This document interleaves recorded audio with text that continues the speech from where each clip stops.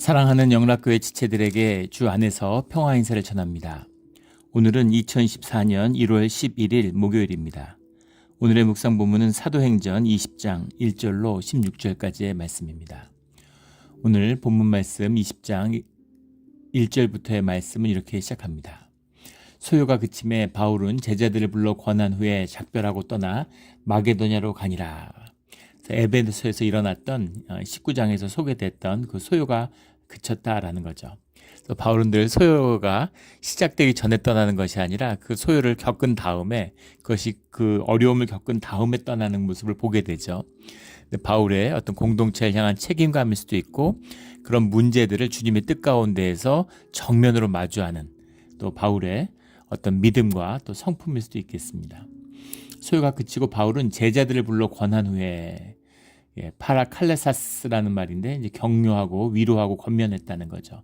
말씀 가운데에서 용기를 북돋아주고 또 믿음의 위로를 더하고 또 앞으로 어떻게 해라라는 또 이런 지혜의 말씀을 전했겠죠. 그 다음에 작별하고 떠나 마게도냐로 가니라. 그래서 이제 아나톨리아 지방에서 예전에 2차 전도여행 때 함께했던 그 이제 그리스 지역으로 넘어가는 것입니다. 헬라 지역으로. 발칸 지역으로 가서 그 교회들 가운데 다시 사역을 했다는 거죠. 2절에 그 지방으로 다녀가며 여러 말로 제자들에게 권하고 헬라에 이르러 이 과정에 관한 이제 이야기들이 그 나오죠. 16장에 보면 이제 빌립 그 지방으로 다녀가며 우리 16장에 나왔던 그 뭐 빌립보 그 다음에 뭐 데살로니카 17장에 나왔던 뭐 베레아 이런 지역들을 다니면서 예전에 사역했던 지역들을 지금 교회가 어떻게 돼가고 있는지 사역이 어떤지 교회들을 한번 다니면서 돌아보았다라는 걸 볼 수 있겠죠. 여러 말로 제자들에게 권하고 헬라에 이르러 거기 석 달 동안 있다가 배 타고 수리아로 가고자 할세.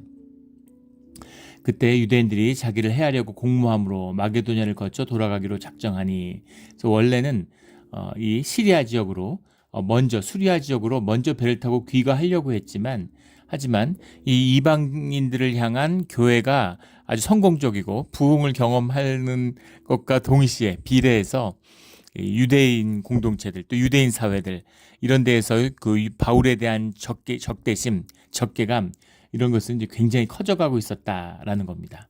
주님의 역사가 커질수록 대적의 역사도 그 힘도 같이 커지는 거죠. 이게 어떤 음양의 법칙처럼 이게 주님의 섭리 가운데 일어나는 일이에요. 주님의 일이 흥왕할수록 또 주님의 뜻이 자라날수록 그것을 적대하는 것도 동시에 자라납니다. 우리 마음 가운데서도 그렇죠. 우리가 믿음으로 또 우리의 삶을 이렇게 거룩하게 하면 할수록 그것에 반발하고 내 의지, 내 마음대로 살고 싶은, 내 정욕을 채우고 싶은, 내 욕심을 채우고 싶은 내 탐심도 커지죠. 선이 커지면 악이 커지고 악이 커지면 선이 커집니다. 중요한 것은 누가 이니셔티브를 쥐고 있느냐, 이제 그것이죠. 사람들이 본질적으로 내 내면 가운데 느끼는 거죠. 그 인디안들 그 이야기 중에 그런 것이 있다고 해요. 우리 내면에는 나쁜 개와 이제 착한 개가 살고 있다고. 그 두 개가 서로 착한 개와 나쁜 개가 서로 이제 주인 노릇을 하려고 다툰다는 거죠. 그러면 어떤 게 주인이 되느냐, 어떤 것이 주도적인 역할을 하느냐, 내가 누구에게 밥을 주느냐에 달려 있다 이런 얘기를 하는 거죠. 일리가 있는 이야기입니다. 우리가 거룩하려고 하고 우리가 말씀을 가까이 하고 우리가 예배자로서 서고 이러면 거룩한 삶의 길로 가게 되는 것이고 우리가 욕심을 채우고 뭐 술을 먹고 뭐 정욕을 채우고 이런 식으로 삶을 살아가게 되면 욕심을 채우고 뭐 도둑질하고 거짓말하고 이러면 이제 나쁜 개가 주인 행세를 하게 되는 겁니다. 그래서 중요한 것은 누가 이니셔티브를 쥐었냐, 어느 편에 서 있느냐라는 거죠. 하나님의 이 복음의 사역, 구원의 사역이 막 일어나니까 그것에 대한 반발, 유대인들이 자기들을 해하려고 공모하더라 이런 겁니다. 그래서 그것을 피해서 마게도냐를 거쳐서 돌아가기로 작정하니 주님의 인도하심이었겠죠. 4절에 아시로부터 함께 가는 자는 베레아 사람 브로의 아들 소바도와 데살로니카 사람 아리스다고와 세군도와 더베 사람 가이오와 디모데와 아시아 사람 두기고와 드로비모라. 소바도는 마게도냐 교회를 대표하는 사람이고 두기고는 우리 골로새서와 에베소서에 나오는 그 편지를 직접 전달했던 사람이 두기고죠. 이 바울의 사역 가운데 함께했던 그런 동역자들입니다. 중요한 동역자들이죠. 가이오와 디모데는 또 갈라디아 교회를 대표하는 사람들이고, 근데 이들이 함께했다라고 하는데 이들이 함께한 것은 각 교회의 연보들을 모아온 것입니다. 이 연보들을 모아오는데 지금 이 3차 전도여행의 취지잖아요. 그 이방인 교회를 다니면서 또는 편지를 보내서 격려하면서 그 펀드레이징을 하고 있는 거예요. 왜 하느냐면 우리 지난번에 나누었던 것처럼 팔레스타인 지역에 대기근이 들었기 때문입니다. 그래서 팔레스타인에 있는 유대인 공동체들, 유대인 교회들이 전부 다 굶주리고 있어요. 그래서 그들을 돕기 위해서 이방인 교회들이 연보를 모은 것이죠. 이것도 대단한 사건입니다.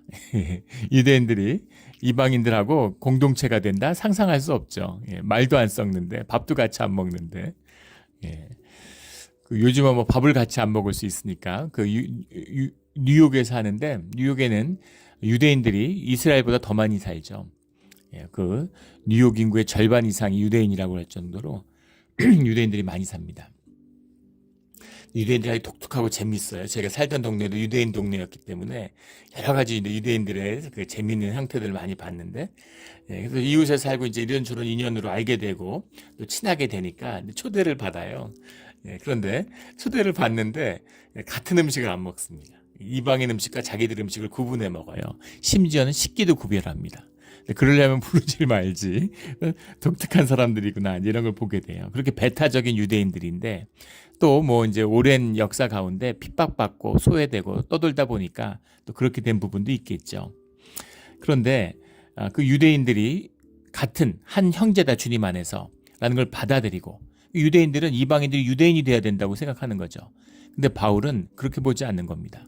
이방인을 부르는 주님의 부르심과 유대인을 부르는 부르심에 두 가지 길이 있다고 이야기하는 거죠. 육체의 할례를 받는 것도 귀한 것이지만 마음의 할례를 받으면 된다. 우리 중요한 것은 육체의 할례의 여부가 아니라 마음에 있다. 율법에 있는 것이 아니라 우리의 믿음에 있는 것이다. 정확히 보는 것이죠. 누가 예법을 지켜서, 누가 정결 예법으로 의로워질 수 있겠습니까? 오직 주님의 은혜고, 그 은혜를 이룰 수 있는, 우리의 죄사함을 이룰 수 있는 길은 예수 그리스도의 십자가를 영접하는 것밖에 없다 하는 복음의 핵심을 전하니까 유대인들이 극렬히 싫어하는 겁니다. 이건 유대인의 입장이고, 이방인의 입장에서도 그런 유대인들을 형제로 품고 교회에서 한 형제와 공동체와 가족으로서 그들을 돕는 연보를 전달했다는 것은 굉장히 의미 있는 사건이죠. 그런데 또 여기서 흥미로운 것은 그 7명이 각 교회를 대표해서, 교회들을 대표해서 그 연보들을 가지고 왔다는 거예요. 그래서 이 대표자들이 함께하고 있는 겁니다. 물론 현실적으로는 이런 이유도 있을 수 있겠죠. 한 사람이 갖고 다니다가 돈을 만약 분실하거나 잊어버리면 어떻게 되겠습니까? 이때 뭐 요즘 같은 시대, 요즘도 위험하겠지만 그 시대에 현금을, 아마 은화였겠죠. 현금을 들고서 이렇게 이동한다는 게 쉬운 일도 아니고 부피도 물론 나갔겠지만, 그런데 그런 현실적인 이유도 이제 작용했을 수 있겠지만 또 각 교회를 대표하는 대표성을 가지고 있는 거죠. 이거는 이 교회에서 왔고 저것은 저 교회에서 왔고, 데살로니가 교회에서 온 것, 갈라디아 교회에서 온 것, 이런 것들을 하나하나 다 모아서 빌립보 교회에서 온 것, 에베소 교회에서 온 것, 이런 걸 다 모아서 간다는 대표성이 그 안에 또 들어있는 것이죠. 그리고 또 하나 중요한 것은 현금이나 이 돈을 다루는 재정의 원칙에 있어서 바울이 그것을 간섭하지 않았다는 겁니다. 그래서 우리 사도행전 처음 시작할 때 나온 것처럼 말씀과 기도에 전념하는 사도들과 집사를 세워서 또 재정의 일을 맡기는 것, 이 부분들의 정신을 충실히 행했다라는 거죠. 돈을 바울이 들고 다니면 어차피 가는데, 바울이 여행 경비도 많이 들고 이러는데 바울이 혼자 갖고 가지. 근데 그랬더라면 그 돈을 지키고 돈에 신경이 쓰이겠죠. 누가 도둑 맞으면 어떡하나, 또 이렇게 어디 갔다 오면은 이거 제대로 돈이 맞나 이러고 세어봐야 되고, 돌아다니기도 어렵겠죠. 돈을 들고 다닌다는 것이. 그러니까 그거는 이제 집사들에게 맡기고 또 동역자들에게 맡기고, 바울은 자기의 부르심에 따라서 말씀을 전파하고 기도하는 일에 충실했다, 이렇게 볼 수 있을 겁니다. 아주 이런 덕스러운 모습에 이 연보가 모아져서 전달되고 있는 거죠. 5절에 그들은 먼저 가서 들어와서 우리를 기다리더라. 그래서 여기 앞에 나오는 7명 말고 우리가 누굴까? 근데 분명한 건 우리가 누굴지는 알 수 없지만 우리 앞에서 나온 것처럼 우리라고 표현할 때는 이 사도행전의 저자인 누가가 들어있는 거죠. 누가를 만났다. 누가를 만났다라고 하는 드로아에서라는 의미가 또 이제 가지는 것은 앞에 나오는 각 교회 대표자들이 나오는데 고린도 교회의 대표가 없다는 겁니다. 디도가 왔어야 됐을 것 같은데 왜 디도는 안 왔을까라는 거죠. 뭐 여러 가지 이제 해석들이 있어요. 뭐 디도와 누가가 형제다 뭐 이런 이제 해석도 있고 누가가 전달했을 것이다. 고린도 교회에서 사역도 했고 이렇기 때문에 고린도 교회의 연보는 누가가 가지고 왔을 것이다. 뭐 이런 해석도 있습니다. 예. 그래서 우리를 기다리더라. 6절에 우리는 무교절 후에 빌립보에서 배를 떠나 닷새 만에 들어와 있는 그들에게 가서 이레를 머무니라. 무교절 후에라고 하는 말이 시간이 오순절에 맞춰서 예루살렘으로 들어가려고 하는 그 바울의 뜻이 드러나 있는 것이죠. 7절에 그 주간 첫날에 우리가 떡을 때려 하여 모였더니 그 주간의 첫날에 하는 20장 7절 말씀이 굉장히 중요한 말씀이에요. 그냥 지나갈 수 있는데 항상 안식 후 첫날이었습니다. 성경의 표현은 안식 후 첫날이죠. 근데 그 주간 첫날이라는 표현이 처음 나왔어요. 예. 그 주간 첫날, 그 주일의 첫날이라는 말이죠. 이것이 이제 상당히 이제 충격적인 말이죠. 예. 유대인들은 그 유대인의 안식일, 토요일 저녁부터 시작하는 유대인의 안식일을 섬깁니다. 주일이라고 하는, 우리가 지금 일요일이라고 하는 그 주일의 의미, 예수님이 돌아가시고 3일 만에 부활하신 것을 기념하는 기독교의 안식일을 섬기게 됐다는 의미죠. 그래서 이 표현이 기독교의 역사에서 최초의 주일이다 이렇게 이야기를 합니다. 근데 이날 처음은 아니었겠죠. 이미 주님의 부활을 기념하는 주일의 의미, 안식일의 의미가 바뀌었다. 새로운 안식일이다 라고 하는 것을 교회 공동체가 섬겼다라는 것을 볼 수 있습니다. 그런 것이 이미 시작되고 있는 것이죠. 그날 우리가 떡을 때려 하여 모였더니 밥 먹으려고 모였다는 게 아니죠. 떡을 때려 모였더니라는 것은 이것이 예배였다라는 것을 말씀하고 있는 거죠.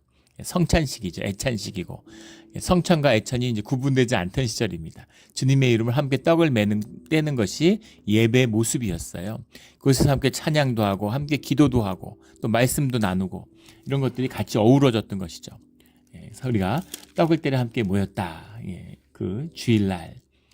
유대인의 입장에서 보면은 얼마나 기가 막혔겠습니까? 수천 년 동안 유대 안식일이 있었는데 유대교에서 예수 그리스도를 일면서 메시아의 뜻이 이루어지고 이제 안식일의 의미가 바뀌었다. 새로운 안식일이다. 이런 얘기를 하니까 정말 그 바울이 용서가 안 됐겠죠. 거기다가 또 대화를 하고 얘기를 하면 당할 수가 없잖아요. 그러니까 이제 물리적으로 폭력적으로 이걸 제압하려고 하는 이런 모습들이 나타났다라고 볼 수 있을 겁니다. 바울이 이튿날 떠나고자 하여 그들에게 강론할세. 꼭 어떤 신학적인 교리적인 측면이 아니라 사람들은 변화하는 걸 싫어합니다. 익숙한 것에 좋아해요. 그 뇌과학자들이 얘기하는 바보의 벽이라는 게 있죠. 우리 뇌가 있는데 뇌라고 하는 것의 그 시놉시스, 사실은 그 뇌세포와 뇌세포를 연결하는 그 연결점이 중요하다는 거잖아요. 그 머리가 좋다는 것이 사실은 뭐 뇌세포가 많거나 뭐 뇌의 기능이 다른 것이 아니라 그 시놉시스가 얼마나 두껍냐. 그러니까 컴퓨터로 따지면 컴퓨터의 기능이나 뭐 이런 게 뛰어난 것이 중요한 것이 아니라 그 인터넷 속도가 얼마나 빠르냐. 이제 이것에 있는 거죠. 연결되는 네트워크의 속도에 있다는 겁니다. 머리가 좋고 나쁘고는 사실 그 차이라는 거죠. 우리가 공부를 하는데 공부의 핵심은 반복에 있잖아요. 똑같은 것을 반복하면 그 시냅시스가 그때마다 신경이 두터워진다는 거예요. 신경 전달 물질이 퍼져서 같은 것을 반복하니까. 그리고 다니지 않는 곳들은 점점 얇아지다가 다 사실은 의미가 없어져 버리는 거죠. 그래서 바보의 벽이라는 건 그렇게 강화된 시놉시스를 이제 상징하는 말이죠. 그래서 경로 의존성이라고 그러잖아요. 그 뇌과학에서 인지과학 같은 데서 사람이 하던 것을 하는 거예요. 하던 것만 하는 겁니다. 뇌가 나중에 구조가 그렇게 물리적으로도 구조화된다는 거죠. 그래서 안 하던 걸 하는 걸 굉장히 힘들어하고 서툴고 꺼리게 된다는 겁니다. 그러니까 확증 편향이라고 그러잖아요. 편견이 점점점 강해지고 노인들이 되면 변하지 않는다고 그러잖아요. 오직 믿음의 사람만이 심령이 말랑말랑한 겁니다. 어린아이와 같은 심령을 갖고 있는 거죠. 주님 안에 있으니까. 근데 인간의 마음으로 가면 그러면 사람이 외골수가 되고 아주 경직되고 막 내 나이가 몇인데 이렇게 되는 거예요. 이 나이에 뭐 내가 뭐 우리 한국에서 얘기하는 라떼는 그래서 라떼라 그러잖아요. 그 비유적으로 라떼 이야기가 나오는 거죠. 과거는 다 아름다워지고 거짓으로 자기를 속이고 뭔가 멋진 인생을 산 것처럼 예전에는 뭐 완전 무교라는데 세상이 점점 썩어가는 것처럼 이제 그런 식으로 자꾸 이 현실을 왜곡하게 되는 거죠. 그래서 수백 년간 수천 년간 해왔는데 이 사람들이 무슨 경건한 유대인이고 뭐 교리적인 사람들이어서가 아니라 유대인이라고 하는 것의 그 정체성을 변경하려고 하는 사실은 본질을 회복하는 건데 그게 이제 마음에 안 드는 거죠. 그게 마음에 안 드는 겁니다. 그래서 우리가 그 이제 바울을 핍박하려고 하는, 바울을 없애려고 하는 이제 그런 게 나타나는 거죠. 그리고 세상적이다, 인간적이다라는 것 속에 뒤에는 항상 대적의 역사가 있습니다. 마음에 안 들면 마음에 안 들면 욕을 하거나 비난하지 왜 사람을 음모를 빠뜨려서 죽이려고 그러겠어요. 그게 유대적인 것입니까? 교리적인 것입니까? 피를 흘리는 것이. 그런데 그런 짓을 서슴지 않는 것, 그런 것은 이제 대적의 역사가 있는 것이죠. 모여서 지금 이제 드로아에서 같이 모였으니까 믿음의 사람들이 또 얼마나 반가웠겠습니까? 바울이 오니까 또 말씀에 사도가 오니까 말씀을 이제 듣고 싶었던 것이겠죠. 그래서 그들이 모여가지고 예배 가운데 강론을 하는데 말을 밤중까지 계속하며 말을 밤중까지 계속하며 그러니까 막 뭔가 하나님의 말씀 조금이라도 더 전하고 싶은 그런 열정이 있었겠죠. 또 사람들도 기뻐해서 듣는 것이 있는데 밤중까지 계속했다는 겁니다. 늦게까지 하루 종일 한 것이죠. 제가 처음 다녔던 교회가 뉴욕에 있는 그런 이민교회였는데 그 목사님도 열정적이셨어요. 근데 그 말씀을 전하는데 설교를 주일 설교를 2시간씩 하셨습니다. 요즘도 뭐 이제 침례교회나 흑인교회인데 아프리칸 처치 이런 데 가면은 예배 막 4-5시간 드리고 이러죠. 그래서 말씀을 막 2시간 넘게 전하는 겁니다. 그래서 아침에 오면 그 당시 요즘도 그렇죠. 오시면 커피 한 잔씩 하시잖아요. 커피나 물을 다 안 드시고 심지어 아침에 일어나서 그렇게 갈증이 나도 그 장로님 집사님들이 그런 말씀 하시는 거예요. 저는 처음 이제 청년으로 교회를 나갔는데 물도 안 드시는 거예요. 근데 교회가 이제 그 예배당이 있는데 옆문 이런 게 없습니다. 제일 뒷문만 있고 길다란 형태의 이제 예배당이었는데 그러니까 이제 그 앞에 주로 앉으시잖아요. 2시간 넘게 설교를 하니까 중간에 화장실 가고 싶으면 일어나서 돌아 나와야 되는데 예배 중에 일어나가지고 이제 움직이면 예배를 이제 방해하는 것이 되니까 그러니까 움직이질 못하는 거죠. 그러니까 이제 화장실 갈까봐 물을 안 드시는 하물며 커피를 마시면 어떡하겠어요. 이제 그런 걸 이제 본 적이 있습니다. 더한 거죠. 밤새도록 밤이 늦도록 말씀을 전하는 겁니다. 우리가 모인 윗다락에 등불을 많이 켰는데 다락방에 모이는 그 당시 아직 무슨 교회가 건물이 성전이 이렇게 마련되지 않으니까 유대인 회당에서 주로 이용했는데 유대인들이 이제 핍박을 하니까 이제 가정에 다시 모이는 거죠. 그래가지고 다락방에 모여가지고 그렇게 이제 집회를 하는데 예배를 드리는데 등불을 많이 켰다.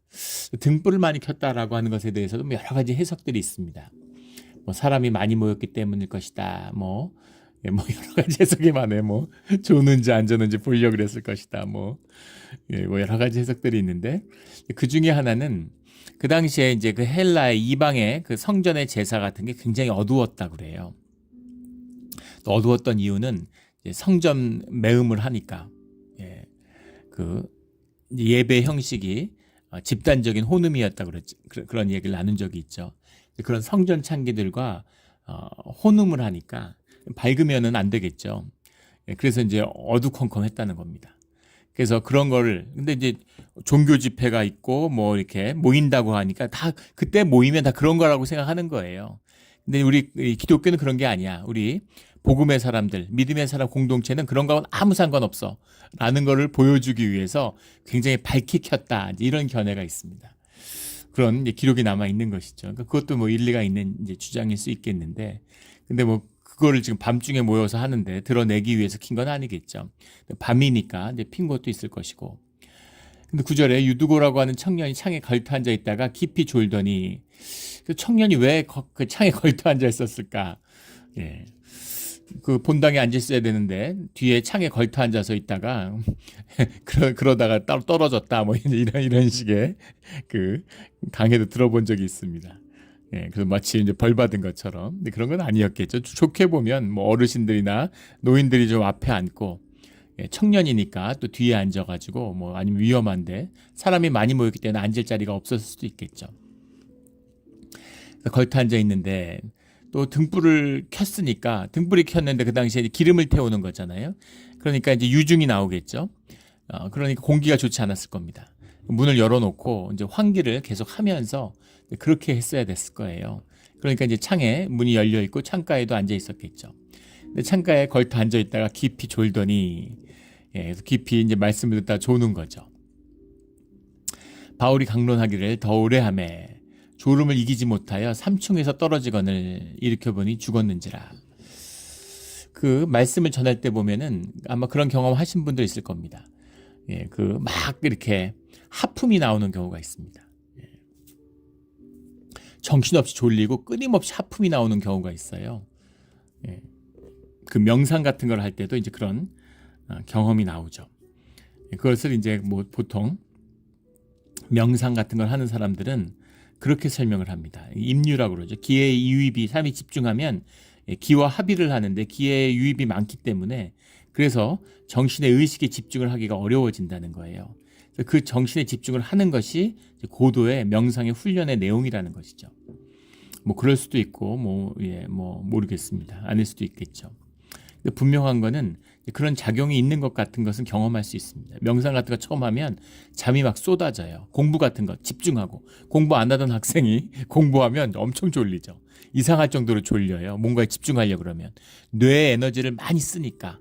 우리가 밥 먹으면 졸린 것처럼 피가 배에 집중되니까, 그것처럼 머리에 피가 집중돼도 그래도 졸린 것이죠. 에너지가 갑자기 과도하게 쓰여지니까. 그런 상태였을 수 있다고 이제 볼 수도 있습니다. 그래서 우리 집회 같은 거 할 때 유난히 막 졸고 하품한 사람이 있다는 건 뭔가 어떤 집중, 깨어있는 그런 것이 이제 깨졌다라고 볼 수 있습니다. 예전에 한번 어느 교회에 가서 이제 말씀을 전하는데, 예, 그 작은 공동체였어요. 근데 한 자매가, 젊은 자매인데 하품을 너무 과도하게 하는 겁니다. 수십 번을 해요, 이제 설교를 하는데. 그래서 도저히 안 되겠어서, 예, 요즘은 이제 그렇게 하지 않는데 그때는 젊어서 저도 미숙했던 것이죠. 그래서 설교를 중간에 중지하고, 예, 머리에 손을 얹고, 그리고 이제 축사를 해야 된다. 그래서 기도를 하니까, 예, 뭐 축사가 된 것인지 아니면 정신이 번쩍 든 것인지 그 다음부터는 전혀 이제 하품을 하지 않는 모습을 봤습니다.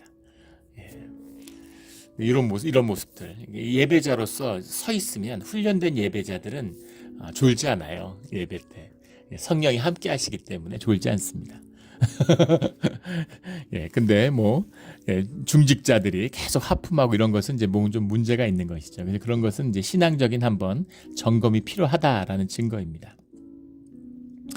그래서 바울이 강론하는데 깊은 졸음을 이기지 못하는, 청년이니까 또 청년들이 잠이 많잖아요. 3층에서 떨어지거늘, 근데 마치 다락방에 있는 3층 난간에서 떨어져 가지고 일으켜보니 죽었는지라. 예, 뒤에 이것을 이제 이렇게 해석하는 사람도 있습니다. 죽은 것 같이 보였지만 죽지 않았고, 또 바울이 인공호흡을 해서 살렸을 것이다. 앞에 기적이 얼마나 많은데 이것이 기적이 아니라고 이야기하는 게 무슨 의미가 있겠어요. 그리고 죽었는지라라는 표현이 이제 네크로스라는 말인데 분명하게 죽었다라고 나오는 겁니다. 우리 그 귀신 들린 그 아이를 축사하는 이야기에 보면, 그 마가복음에 7장인가요? 그 나오는 그에 보면 호세이 네크로스라는 표현이 나와요. 죽은 것 같았다 이렇게 나옵니다. 예, 그거는 분명히 죽은 게 아니라 사람들 보기에 죽은 것 같았다라는 말인데, 여기는 죽었다라는 표현이 나오고 있어요. 이 기록을 한 사람이 누가잖아요. 지금 사도행전에 누가가 의사입니다. 의사가 의학적 소견으로 죽었다고 판정을 했어요. 예, 그럼 죽은 것이죠. 예. 죽은 겁니다. 얼마나 안타까워요. 그리고 이게 얼마나 충격이겠습니까? 예배 보다가 열심히 있는 청년이었을 거 아닙니까?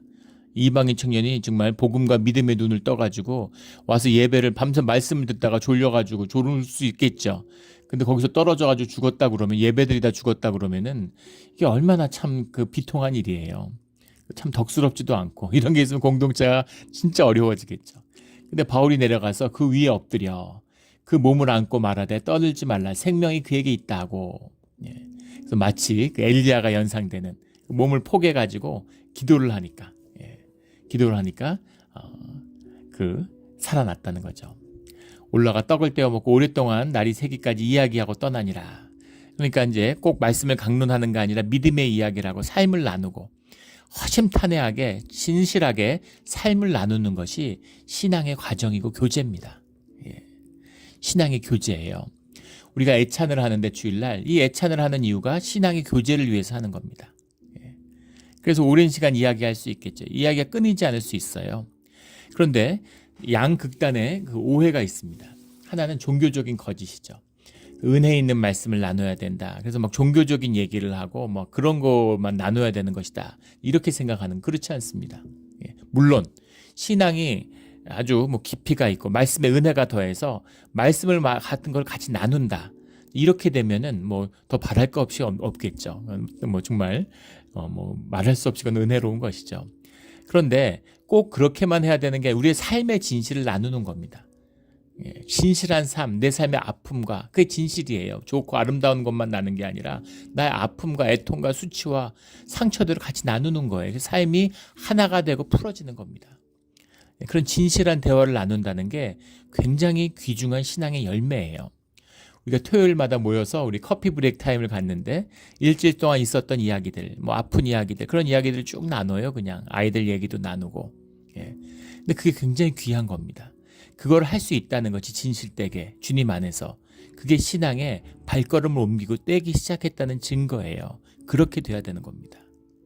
그런데 아다르고 어다르다는 얘기가 있죠. 종이 한 장 차이 같지만 그 이야기의 중심은 믿음과 신앙에 있어야 돼요. 그리고 주님께 향해 있어야 됩니다. 근데 그 얘기가 무슨 자기가 자랑하게 되고 뭐 내가 뭐 가졌다 뭐 아니면 뭐 원망하거나 한탄하거나 후회하거나 그래서 믿음을 잊어버린, 들어보면 금방 알죠. 믿음을 떠난 이야기인지 믿음 속의 이야기인지 같은 아픔이라도 자기 한탄이나 체면이나 남을 원망하는 이야기인지 아니면 그것을 신앙으로 내 삶으로 녹이고 받아들인 이야기인지 바로 알 수 있습니다. 그래서 조심해야죠. 영적 리더가 있어서 그걸 분별해야 됩니다. 교회 안에서. 안 그러면 은혜를 깨고 예배를 깨고 공동체를 깨는 이야기가 될 수 있어요. 그래서 교회에서 모이기에 힘써야 되지만 함부로 모이면 안 됩니다. 항상 스피리추얼 디렉션이 있어야 돼요. 그 안에서 덕스럽고 은혜되는 마귀의 역사가 있습니다. 모여가지고 남의 아픔을 나누고 중보하는 것과 가십을 떠드는 것하고는 완전히 다른 거예요. 그건 마귀의 짓입니다. 공동체를 분리시키고 깨는 일이죠. 절대 하면 안 되는 일이에요. 그런데 남의 아픔을 모르는데 어떻게 중보를 합니까? 모순이 있는 것 같잖아요. 그런데 교리적으로나 들어보면 모순이 되는 것 같지만 실제로 중보를 나누고 함께 기도하면 분명하게 그것처럼 클리어한 게 없습니다. 세상의 염려를 떠벌리는 것인지 아니면 고통과 아픔 속에서 주님을 향한 믿음의 일을 나누는 것인지는 바로 알 수 있습니다. 그런 것이죠. 그래서 같이 떡을 떼어 먹고 오랫동안 날이 새기까지 서로 친교와 애찬의 그 친교를 나눈 거예요. 삶을 나누는 것이죠. 삶이 하나니까 나누고 싶지 않겠어요? 애들이 이제 방학이 돼서 옵니다. 이제 다 뭐 일하고 막 이러니까 아르바이트하고 이러니까 오면은 방학 동안 있을 수가 없잖아요. 그래서 잠깐 며칠 있다 가요. 채 일주일을 못 있고 떠나는데 애들이 오면은 그 형이 오는 걸 동생이 기다려요. 잠을 안 자고 기다립니다. 그래서 서로 모이면은 왜 밤을 새워서 남자애들인데 어떻게 저럴까? 근데 보고 있으면 내가 그렇게 기쁠 수가 없어요. 저렇게 정이 많고 형제가 저렇게 우애가 깊구나. 밤을 새워서 얘기를 합니다. 살아온 얘기, 경험한 얘기들, 뭐 그런 얘기를 서로 막 나누고 격려도 하고 기도도 하고 이러는 것이죠.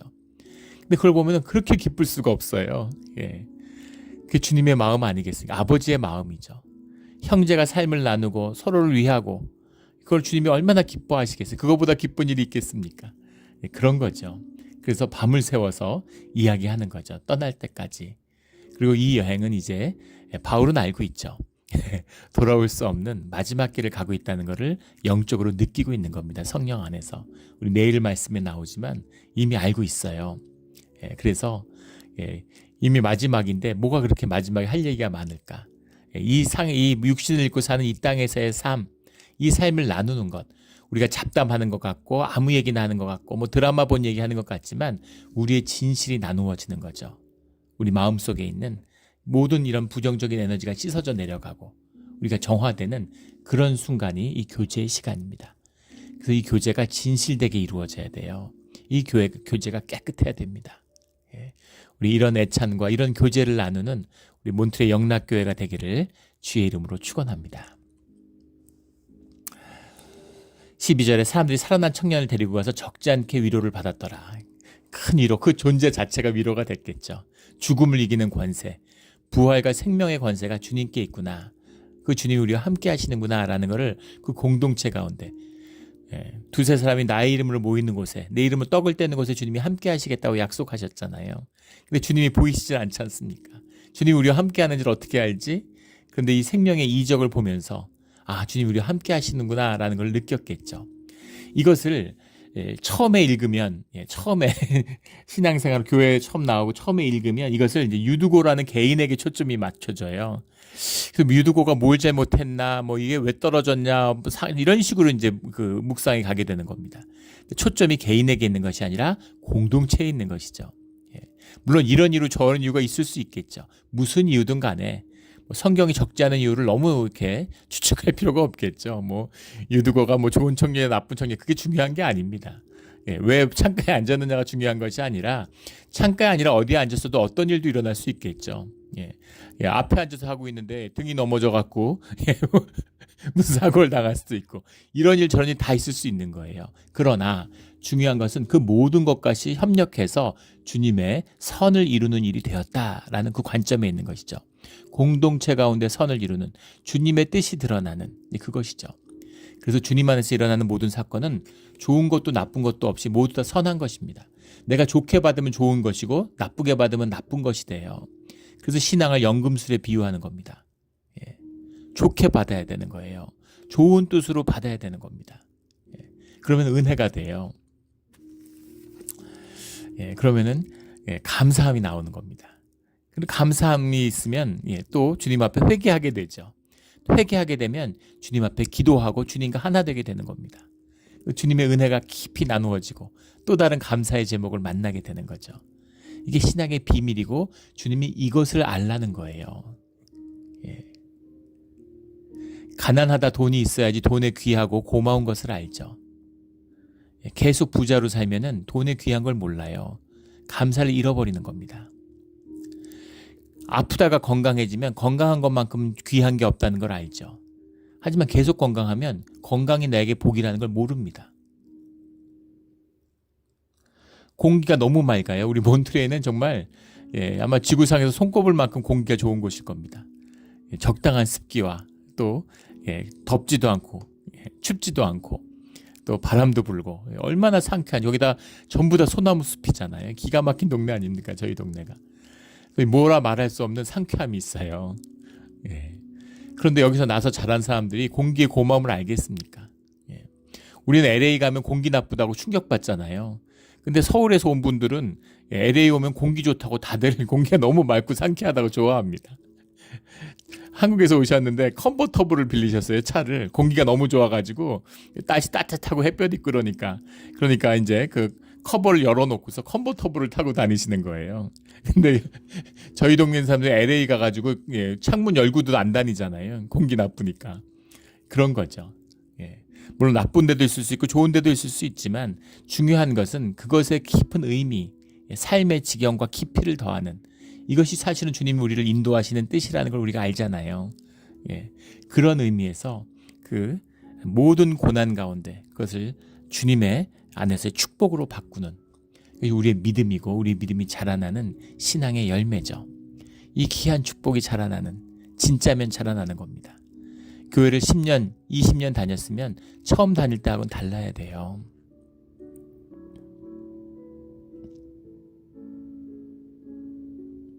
제가 그 기독교에 있는 그 말 중에서 좋아하지 않는 말들이 있는데 그 중에 하나가 첫사랑의 마음을 회복시켜 달라는 그 얘기입니다. 물론 어떤 뜻인 줄 알고 그 의미가 뭔지 알죠. 그런데 남녀가 이제 만날 때 비유하는 거잖아요. 처음 만났을 때 가슴이 설레고 막 좋았던 기억. 그때의 마음을 회복해 달라고 하는데 그때의 마음이 어떻게 회복됩니까? 삶을 20년, 30년을 살았는데 처음 만나서 30년 살았는데 가슴이 떨리고 손을 잡는데 막 가슴이 심장이 두근거리고 이런 정상이 아니죠. 자연스럽지 않잖아요. 왜 그렇게 해야 됩니까? 그런데 20년, 30년을 산 그 부부의 정을 처음 만나서 연애하던 때 어떻게 비교할 수가 있겠어요? 저도 연애할 때 정말 좋았습니다. 저희 집사람하고 태어나서 처음 연애를 했어요. 얼마나 행복하고 좋았는지 모르지만 그때는 그 연애하던 연인을 위해서 죽는다? 꿈도 못 꿀 일이죠. 그런 일은 절대 있을 수 없습니다. 그러나 20년을 산 다음에는 무슨 집사람이 아플 때 대신 저를 데려가 달라고 정말 눈물의 기도를 드렸어요. 진심이었죠. 나보다 더 귀한 것, 내 목숨보다 더 귀한 겁니다. 어떻게 20년을 산 부부의 정을 연애할 때와 비교할 수 있겠습니까? 그 깊이, 주님과 우리가 부부가 되어가는 거잖아요. 종으로 만나서 자녀가 되었다가 친구가 되었다가 신부가 되는 것이죠.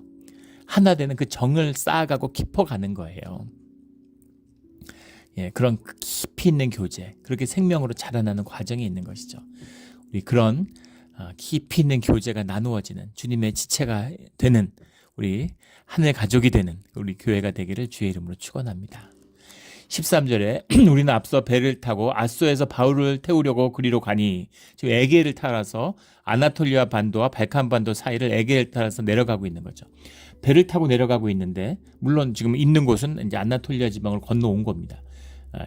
지금의 트리키에 지역으로 넘어온 것이죠.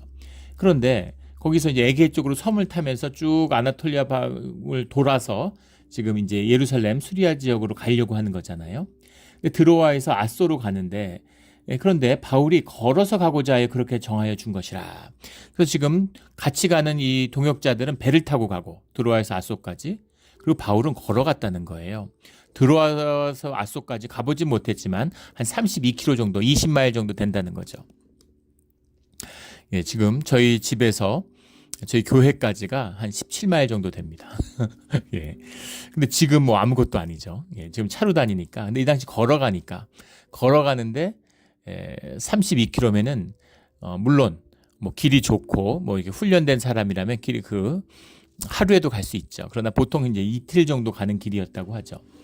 이틀, 사흘. 그리고 바울이 때 나이가 있으니까 그렇게 빨리 걸어서 갈 수는 없었을 거예요. 그래서 보통 한 사흘길 정도 됐을 거라고 봅니다. 그런데 이걸 왜 걸어갔을까라는 거죠. 이걸 왜 걸어갔을까? 이유가 뭘까? 왜 걸어갔을까요? 바울이 혼자 있는 시간이 필요했을 거라고 봅니다. 뭐 어떤 사람은 이때가 봄이기 때문에 꽃이 만발해서 그랬을 것이다. 뭐 이런 얘기도 있고, 뭐 그랬을 수도 있죠. 그런데 지금 이런 시기에 지금 죽음을 앞두고 있는데 꽃 보려고 걸어가지는 않았겠죠. 혼자 있는 시간이 필요했던 겁니다. 같이 가면서 말씀을 전하고 뭐 교제를 하고 뭐 이런 것들도 귀한 것이지만 하지만 또 신앙의 가장 중요한 비밀 중에 하나는 혼자 있는 것이죠. 혼자 있다는 의미는 주님 앞에 홀로 주님과 교제하는 시간을 갖는다는 겁니다. 이게 중요한 것은 혼자 있어야 성숙해져요. 믿음이 자랍니다. 이거는 물론 공동체가 교제하면서 공동체 속에서 믿음이 자라나는 부분이 있죠. 이 두 개가 함께 가는 거예요. 동전의 양면 같은 겁니다. 그래서 혼자 있어야 돼요. 사람이 혼자 있지 않으면 아이들도 마찬가지죠. 인간이 고독할 때 성숙해집니다. 물이 지어져 있고 항상 사람들하고 함께 있으면 미숙해지죠. 장단점이 있는 것이죠. 근데 그 두 가지가 함께 되는 것, 이것이 이제 우리 신앙의 진실이죠. 삶의 진실이니까. 근데 이것보다 더 중요한 것은 한국의 청년들을 만나면 한국의 청년들하고 이야기를 하면은 처음에 보면은 굉장히 성숙해 보여요.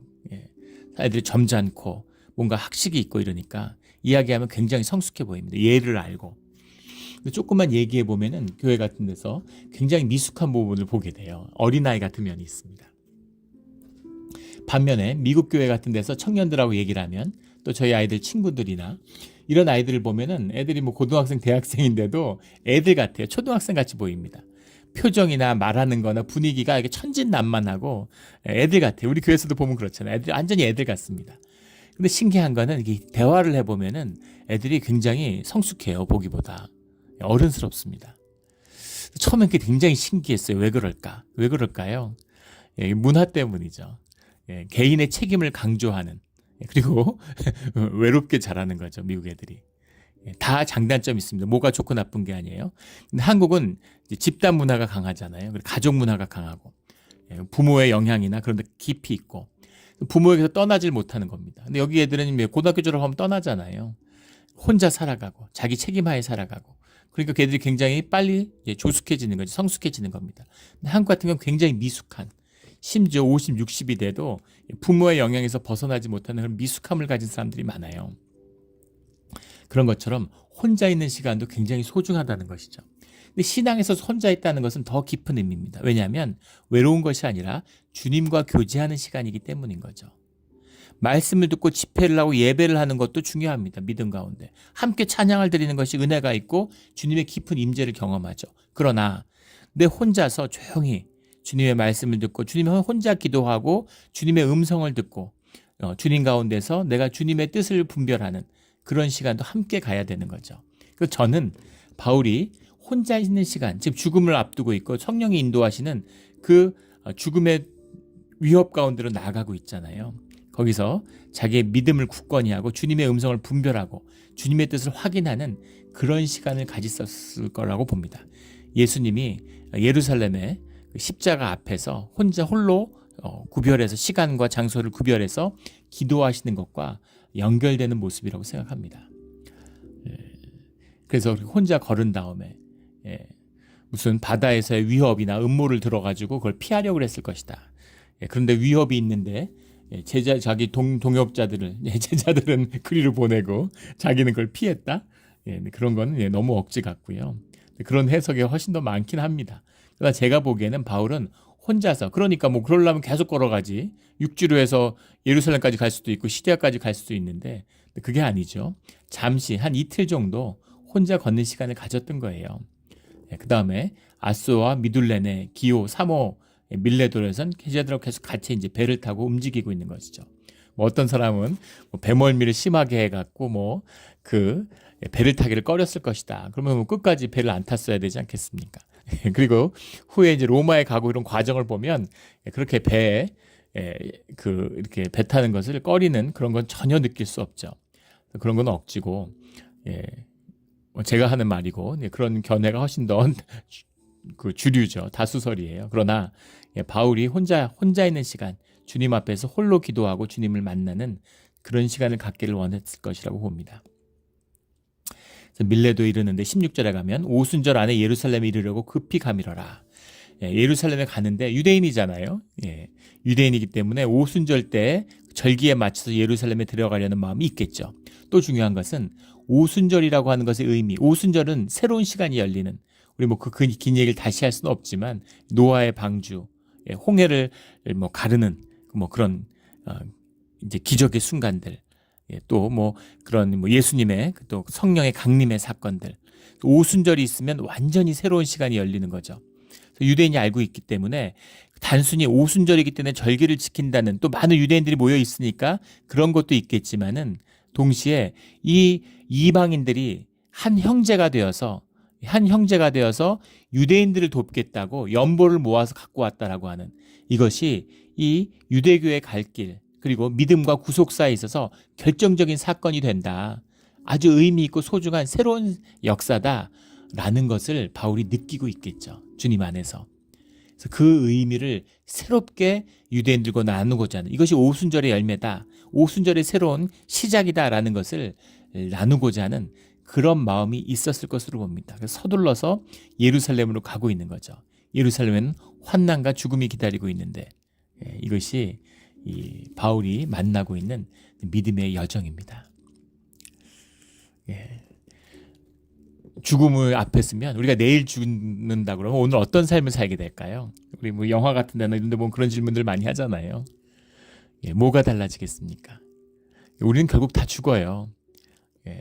내일 죽는다고 해서 삶이 달라질까? 이제까지 살아온 삶이 우리가 영원히 우리가 육신의 삶이 죽지 않는다고 하기 때문에 육신의 삶을 영위하는 겁니까?